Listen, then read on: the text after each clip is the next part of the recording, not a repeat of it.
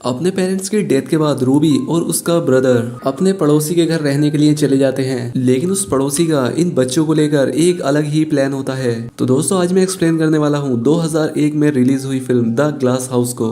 इस फिल्म की कहानी काफी अच्छी है जो कि आपको आखिर तक बांधे रखेगी। तो चलिए शुरू करते हैं आज की इस कहानी को। कहानी की शुरुआत होती है और हमें इस फिल्म की मेन कैरेक्टर रूबी को दिखाया जाता है, जो कि अपने कुछ फ्रेंड्स के साथ मूवी देखने के लिए आई थी। अगली सुबह रूबी के पेरेंट्स इस बारे में डिस्कस कर रहे होते हैं क्योंकि कल रात वो बहुत ज्यादा लेट आई थी। एक दिन रूबी के पेरेंट्स की वेडिंग एनिवर्सरी थी, तो इस मौके का फायदा उठाकर रूबी एक बार फिर से अपने फ्रेंड्स के साथ एंजॉय करने के लिए चली जाती है। जब वो घर वापस आती है तो उसके घर पर पुलिस थी। पुलिस उसे बताती है कि तुम्हारे पेरेंट्स का एक्सीडेंट हो गया है। ये बात सुनकर उसे बहुत दुख होता है, वो बहुत रोती है और चक्कर खाकर सीढ़ियों से नीचे गिर जाती है। इसके बाद सीधा हमें रूबी के पेरेंट्स का फ्यूनरल दिखाया जाता है। यहाँ पर उसके पड़ोसी भी मौजूद थे, मिस्टर एंड मिसेस ग्लास, और इन्होंने रूबी के पेरेंट्स के बारे में बहुत ही अच्छी स्पीच दी। खैर फ्यूनरल के लास्ट में रूबी का मामा उसके पास आया, जिसे कि रूबी ने आज से पहले कभी भी अपनी लाइफ में नहीं देखा था। उसका मामा उससे कहता है कि अगर तुम्हें किसी भी चीज की जरूरत पड़े तो मैं हमेशा तुम्हारी हेल्प करने के लिए तैयार हूँ। रूबी उसे कहती है कि वो तो ठीक है, पर तुम इतने दिन से कहाँ थे? मेरी मॉम और तुमने कभी भी अपने रिलेशन को ठीक से नहीं रखा। उसका मामा उसे समझाता है कि कभी कभी भाई और बहन में ऐसी चीजें हो जाती हैं। मैंने हमेशा से ये सोचा था कि मेरे पास जब भी टाइम होगा मैं तुमसे मिलने के लिए जरूर आऊंगा और तुम्हारे साथ वक्त बिताऊंगा, लेकिन ऐसा कभी हुआ ही नहीं और इस बात का मुझे पछतावा है। इसीलिए मैं फ्यूचर में तुम्हारे लिए कुछ करना चाहता हूँ। रूबी भी उसकी बात सुनकर हाँ कहती है। अब इसके बाद रूबी से मिलने के लिए उसके घर पर उसका लॉयर आता है। वो उससे कहता है कि तुम्हारी मोम का इंश्योरेंस था, तुम्हारे फादर के काफी सारे पैसे भी हैं, इसलिए तुम्हें अपनी पूरी लाइफ में कुछ भी करने की जरूरत नहीं पड़ेगी। लेकिन क्योंकि रूबी टीनेजर है इसलिए उसे पेरेंट्स की जरूरत पड़ेगी और इसलिए तुम्हारे नेबर्स तुम्हारा ख्याल रखने वाले हैं। नेबर यहाँ पर पहुंचते हैं जिनका नाम है डेब और उसकी वाइफ का नाम है एन। टेरी यहाँ पर उसे सहारा देता है। टेरी को लग रहा था कि रूबी अगर अपनी लाइफ न्यू शहर में स्टार्ट करे तो ज्यादा अच्छा होगा, तो इसीलिए ये सभी लोग मिलकर मालोवा में शिफ्ट हो जाते हैं। इस जगह पर इनका एक बहुत ही बढ़िया सा घर था। रूबी और उसके भाई को इन लोगों ने एक ही कमरा दिया। रूबी को ये बात अच्छी नहीं लगती, लेकिन इन्होंने कहा कि ये रूम तो फिलहाल के लिए ही है, आपको बाद में सेपरेट रूम दे दिया जाएगा। टेरी और उसकी वाइफ जो खाना खाते हैं, ये खाना बच्चों को अच्छा नहीं लगता, तो इसीलिए आज रात उन्होंने पिज्जा ऑर्डर कर लिया। अब रात को रूबी को नींद नहीं आ रही थी, इसलिए वो स्विमिंग करने के लिए बाहर जाती है। यहाँ पर उसे ऐसा लग रहा था जैसे कि उसे कोई देख रहा हो और इसीलिए वो वहां से चली जाती है। खैर अब अगले दिन वो अपने नए स्कूल में गई, लेकिन इसे जितनी आजादी पिछले स्कूल में मिलती थी ये स्कूल वैसा नहीं था, लेकिन फिर भी वो एडजस्ट करती है। जब वो घर आई तो वो देखती है कि एरिन उसके लिए कपड़े लेकर आई है और उसके भाई के लिए वीडियो गेम्स, इसलिए ये दोनों बहुत खुश थे।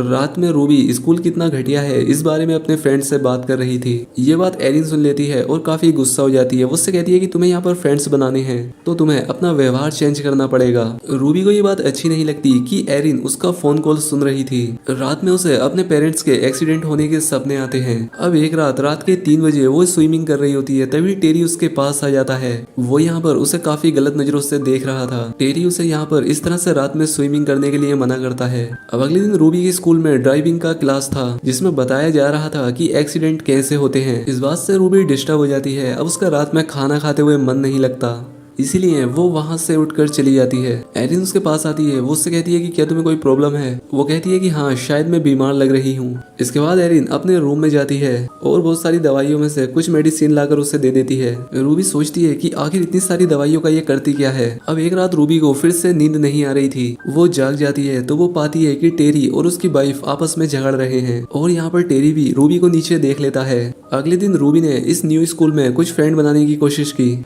लेकिन उसका कोई भी दोस्त बन नहीं रहा था। अब आज रात टेरी उसके पास आता है। वो उसे बताता है कि मेरी हॉलीवुड में एक पार्टी है। रूबी उसे मना करने की कोशिश करती है, लेकिन टेरी नहीं मानता। जब ये लोग पार्टी में जा रहे होते हैं तब टेरी ने अपना दिमाग बदल लिया। वो रूबी को एक रेस्टोरेंट में डिनर कराने के लिए ले आता है। वो उसे समझाता है कि देखो, कल रात जो तुमने देखा वो तो एक नॉर्मल बात है, हस्बैंड वाइफ में झगड़े चलते ही रहते हैं। खैर अब ये लोग जब फिर से घर वापस आते हैं तो टेरी बहुत ही तेज गाड़ी चला रहा था। रूबी उसे स्लो करने के लिए कहती है, इसीलिए वो रोक लेता है। अब वो रूबी के काफी पास आ जाता है, जिससे वो काफी डर जाती है। जिसके बाद वो अपना दिमाग बदलकर रूबी की सीट बेल्ट लगाने का बहाना बनाता है। घर आने के बाद रूबी नोटिस करती है कि एरिन खुद को इंजेक्शन दे रही थी। रूबी को ये सारी चीजें काफी अजीब लगती हैं, इसलिए वो वापस अपनी सिटी में आकर अपने लॉयर से बात करती है। लॉयर को लगता है कि शायद रूबी को कोई मिसअंडरस्टैंडिंग हो गई है। वो उसे समझाने की कोशिश करता है कि अगर तुम टेरी के साथ नहीं रह पाई तो तुम्हें गवर्नमेंट की अलग अलग फैमिलीज में रहना पड़ेगा, जो कि तुम्हारे लिए सही नहीं होगा। अब रूबी जिस हेल्प के लिए आई थी वो हेल्प उससे नहीं मिलती,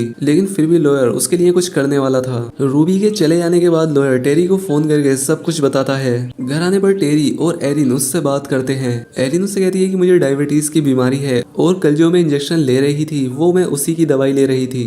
रूबी को भी उन पर यकीन हो जाता है। अब अगले दिन रूबी स्कूल में ड्राइविंग की क्लास ले रही थी। ये करना उसके लिए काफी कठिन था। अब एक दिन वो टेरी से मिलने के लिए उसके ऑफिस में जाती है। टेरी के साथ कुछ लोग थे जो कि उससे धमका रहे थे। वो उसे मारने की कोशिश भी करते हैं। रूबी ये देखकर डर जाती है और नीचे वर्कशॉप में आती है।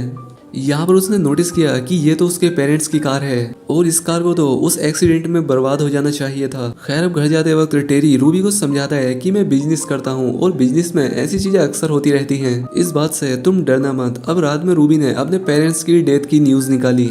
यहाँ पर उसे पता लगता है कि जब उनकी डेथ हुई थी तब वो BMW कार चला रहे थे, लेकिन उसके पेरेंट्स के पास तो BMW कार थी ही नहीं। उसने अपने लॉयर को फोन किया और पूछा कि मेरे पेरेंट्स किसकी कार चला रहे थे, इस बारे में मुझे जानकारी निकाल कर दो। आज रात रूबी को एक ऐसे कंप्लीट करना था लेकिन वो वैसे ही सो जाती है। टेरी ये चीज नोटिस करता है और वो खुद ही उसका पूरा ऐसे लिख डालता है। सुबह जब रूबी ये चीज नोटिस करती है तो उसे बहुत अच्छा लगता है। अगले सीन में हम देखते हैं कि रूबी को उसके स्कूल में मिलने के लिए उसकी सोशल वर्कर आई हुई थी, क्योंकि लॉयर को जब पता चला कि रूबी और उसका ब्रदर एक ही रूम में रहते हैं तो उसे ये गलत लगा, इसीलिए वो इंस्पेक्शन के लिए आने वाली थी। लेकिन जब वो इंस्पेक्शन के लिए इनके घर पहुंचती है तो टेरी ने पहले से ही उनके रूम अलग अलग कर दिए थे और रूबी का भाई भी टेरी के बारे में बहुत ही अच्छी अच्छी बातें कहता है। सोशल वर्कर को छोड़ने के लिए जब सभी लोग वापस गए तो रूबी ने कचरे में पड़ा हुआ उसका कॉलेज का लेटर देखा। टेरी ने रूबी के कॉलेज को कैंसिल कर दिया था और उसके सारे जमा किए हुए पैसे भी वापस ले लिए। रूबी को उसके मामा का लेटर भी आया था जो कि इन लोगों ने उसे दिखाया ही नहीं। रूबी को ये सारी बातें बहुत ज्यादा अजीब लगी। रात में ईमेल के जरिए वो अपने वकील को कांटेक्ट करने की कोशिश करती है, लेकिन टेरी ने उसका अकाउंट बंद करा दिया था। रूबी टेरी को डिस्टर्ब नोटिस करती है और वो फोन पर बात कर रहा था और इसीलिए वो नीचे आकर उसकी सारी बातें सुन रही थी। टेरी फोन पर कह रहा था कि मैं आपके सारे पैसे वापस कर दूंगा। दरअसल पहले मेरा एक बिजनेस पार्टनर था लेकिन उसने मुझे धोखा दिया और अब मेरे पास बहुत सारे पैसे हैं। मैं धीरे धीरे करके आपके सारे पैसे चुका दूंगा और अभी फिलहाल मैं आपको $33,000 भेज रहा हूँ। और ये वही पैसे थे जो कि रूबी के कॉलेज से वापस आए थे, जिसका मतलब है कि वो सारे पैसे रूबी से ही लूट रहा है। अगले दिन रूबी को स्कूल में उसके लॉयर का कॉल आया। वो बताता है कि तुम्हारे पेरेंट्स जो गाड़ी चला रहे थे वो एक्चुअल में टेरी की थी। अब रूबी का पूरी तरह से शक टेरी पर ही था और रूबी ने जो टेरी का ऐसे लिखा था वो भी उसने कॉपी करके लिखा था। ये बात स्कूल में पकड़ी जाती है और इस सब के पीछे भी टेरी ही था। अब रूबी को पता चल गया था कि वो खतरे में है, वो इस घर में नहीं रह सकती। अब एक रात चुपके से जाकर वो टेरी की गाड़ी को चोरी कर लेती है। वो अपने भाई को उठाती है और गाड़ी में जाकर बैठ जाती है। उसे गाड़ी तो ठीक से चलानी नहीं आती थी लेकिन फिर भी वो वहां से निकल गई। नीचे गाड़ी की आवाज सुनकर टेरी भी जाग जाता है। वो उनका पीछा करने लगा। रूबी को एक चेक पोस्ट पर पुलिस ने रोक लिया। तभी टेरी वहां पर आ जाता है और इन दोनों को घर ले जाता है। रूबी टेरी से कहती है कि तुमने मेरे पेरेंट्स को मार दिया, जिसमें टेरी कहता है कि नहीं, ऐसा कुछ भी नहीं है, उनकी एनिवर्सरी थी इसीलिए मैंने उन्हें एक अच्छी कार गिफ्ट की थी। अब रूबी उसके साथ बिल्कुल भी रहना नहीं चाहती थी। वो यहाँ से निकलने की बहुत कोशिश करती है लेकिन उसके घर आने के बाद एरिन ने उसे सिरिंज लगाकर बेहोश कर दिया। अब अगले दिन टेरी रूबी के बैंक में गया। वो वहाँ से और भी पैसे लेने की कोशिश करता है लेकिन बैंक को पता लग गया था कि उसने $33,000 की चोरी पहले से ही कर ली है। वो उसके अकाउंट को ब्लॉक कर देते हैं। इस बात से वो बहुत परेशान हो जाता है। दूसरी तरफ एरिन को डायबिटीज की बीमारी थी ही नहीं, वो खुद को ड्रग किया करती थी और ये सारे ड्रग्स वो हॉस्पिटल से चुराया करती थी। ये बात जब हॉस्पिटल हेड को पता लगी तो उसे नौकरी से निकाल दिया जाता है और इस बात को लेकर ही टेरी और एरिन में झगड़ा होता है। एरिन कहती है कि हमें कुछ भी इस तरह से करना ही नहीं चाहिए था और यहाँ पर इनकी बातों से हमें पता लग जाता है कि रूबी के पेरेंट्स के एक्सीडेंट के पीछे भी ये दोनों ही थे। एरिन को इस बात का बहुत दुख होता है इसीलिए वो खुद को ड्रग्स देती है, लेकिन टेरी को इस बात का कोई भी दुख नहीं है। वो कहता है कि मुझे मौका मिला और मैंने उसका फायदा उठाया। एरिन को आज रात भी ड्रग्स की जरूरत थी। घर में उसने ड्रग्स ढूंढने की कोशिश की जो उसे मिल भी जाता है। टेरी और एरिन जब जवान थे तब उनकी एक बेटी भी थी जिसकी वीडियो वो देखने लगती है और इमोशनल होकर वो ज्यादा ड्रग्स ले लेती है और इसी वजह से उसकी डेथ हो जाती है। रूबी इस चीज को नोटिस करती है और वो बहुत ज्यादा डर जाती है। टेरी जब घर वापस आता है तो उसे ये देखकर बहुत बुरा लगता है। रूबी नीचे जाकर फोन पर किसी से बात करती है तो इस बात से वो गुस्सा हो जाता है। अब रूबी और उसका भाई यहाँ से भागने की कोशिश करते हैं लेकिन टेरी ने उन्हें पकड़कर बेसमेंट में डाल दिया।